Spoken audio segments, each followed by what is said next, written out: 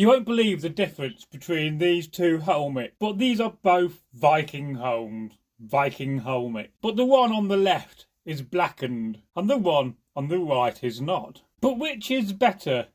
The darkened blackened helmet or the more brighter helm? Now, in my mind, I love the darken effect on helmets. Not only does it look good, it is very practical for when it comes to stopping rust. And also, if you have a shiny helmet in the medieval times, you would stand out from the glare of the sun on your helmet.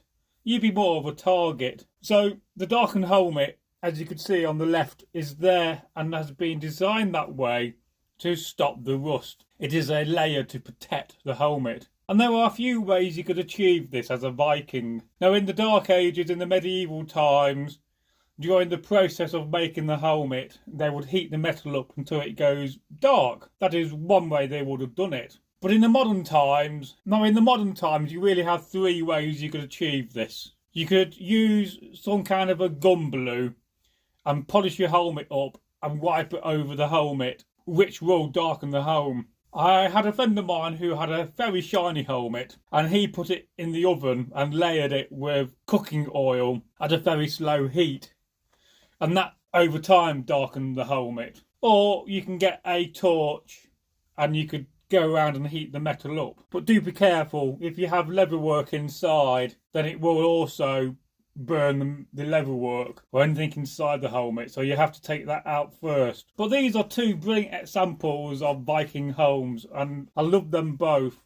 I mostly wear the one on the right because it fits my head perfectly, and the one on the left, which is slightly based on the Coppergate helmet, although has a nasal spectacle eyepiece, as you could see, is a very nice helmet, but it's a little bit large for my head. Now, both of these helms have full mail around the front of the face and the back. It gives you that extra protection. But if you're not used to wearing full mail, it is something you may not wish to have on your helmet. And the one on the left is just buttered mail, whereas the one on the right is riveted mail, and I definitely prefer riveted mail over buttered. But back in the days when the helmet on the left was made in the 1990s, riveted mail wasn't so big as it is today. Now, you could go around individually and rivet the mail links on the left helmet, but that would take quite a few months to do that because there must be 2,000 links at least with these two helmets. Now, the one on the left I think cost me round about £150, and I bought that from Tyrkia Thorkelson. It may have been even a bit more, but I can't remember really. And the helmet on the right comes from Maxim Armories and cost me £180. The one on the left is made in the UK and the one on the right is made in India, I expect. Now, if you do buy from Maxim Armories, my number one tip is to actually go to buy stuff from him directly at a show or a trading event where all the medieval and reenactment traders get together, like Torm, because you're not going to be waiting months and months and months for him to send it to you. He is awfully slow on the delivery time, and it took a lot of emails for him to actually send my helmet out after paying for it, which has kind of put me off buying from him again. But I must say, both of these helmets are quite nice. We have a bit of a closer look. There you go. Now, the one on the right has some nice copper or brass inlay. I think it's copper on the spectacle piece of the helmet, and if I zoom down, you might be able to see it slightly more.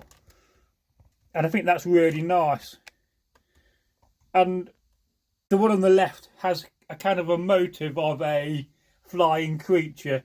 If you look at the brass or copper, well, it's brass. You look at the brass section, it looks like a pair of wings and the head of an animal and the body.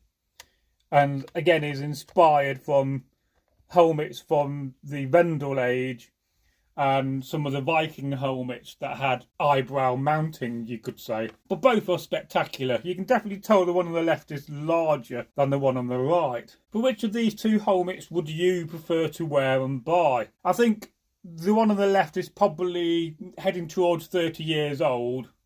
I've owned it for round about 20 years at least. And the one on the right I bought a couple of years ago.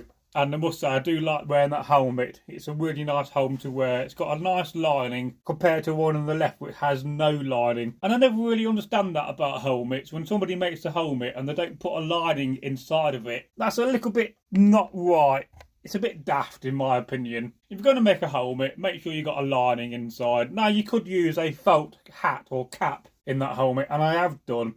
But because, again, it's got no leather straps to strap to your chin, which is another problem with the one on the left, it makes it very difficult to wear. And again, I don't understand whoever made it decided never to put any leather straps in the helmet. Now, the one on the right does have, so you can fasten it up and make it secure to your head. So that's why I prefer that helmet over the one on the left. But what do you think? If you had a choice to buy either of these two helmets, would you choose to buy the one on the left or the right? So we'll slightly change the angle so you can have a bit of a better look at them face on. And I must say they are spectacular. And I do love a shiny helmet like the one on the right, but also like the darkened helmet. But I think having partly shiny, so if you darken the plates of the helm but kept the banding silver in effect, that will make it look awesome. And I would love to do that on a helmet in the future, and I may do that as an experiment. But both are really nice helmets. I mean, it's very important that when you do Viking or medieval reenactment, you have a helmet that fits your head, feels comfy, but most importantly protects your head. Because, you know, if you got an accidental blow to your head from a sword or an axe or a spear even, I dread to imagine that. And it would protect your head. And your head is so important to look after it in the battle reenactments of the medieval times. But both of these are spectacular bits of kit. I've not often shown the one on the left on camera. I've certainly worn the one from Maxim Armories quite a few times in my videos, because it's great for doing miming videos, because you can fundamentally hide your mouth. But I really must at some point, and I'll probably do it on camera, where I will make a set of straps for the helmet and probably look to make a lining for the one on the left. So that'll be a future project, which I think would be quite interesting to see on camera. So yes, please let me know which helmet you prefer. Do you prefer the shiny helmet or the darkened helmet? This is fundamentally what this video is about, and I'm sure you agree, both are spectacular helms. And again, if you're in the battle and your helmet's too shiny, you are a little bit of a target from my point of view. Although I'm fairly certain a lot of archers wouldn't aim at you, they'd be aiming at the whole mass of troops rather than an individual. But it does give you away, especially if you're walking through a wood or anything like this. But it also demonstrates and shows off the amount of coin and money you have, because both of these items are very luxury items. Yes, they're not as expensive as a sword, but they're certainly heading that way.